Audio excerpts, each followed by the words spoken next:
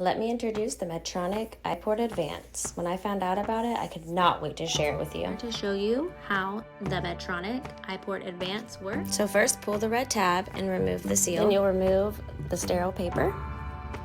Securely hold inserter and remove plastic lid.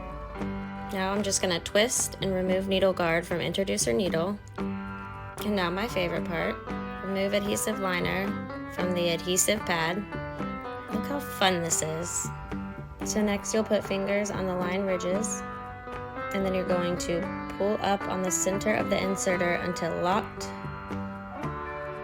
in the upright position. Is ready for insertion. Now I'm going to clean my site really well. Now place the inserter against your prepared site and put fingers on the rounded indentions.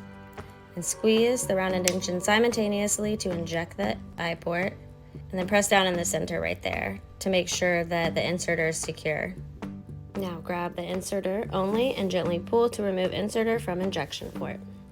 Make sure that you secure your adhesive pad to your skin. There it is, perfect.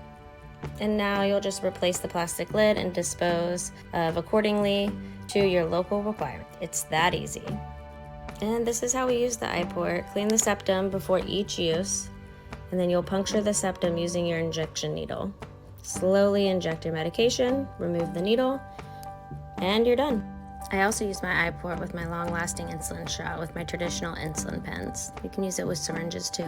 The iPort Advance allows me fewer needle pokes, and it is a seamless addition to my diabetes management routine.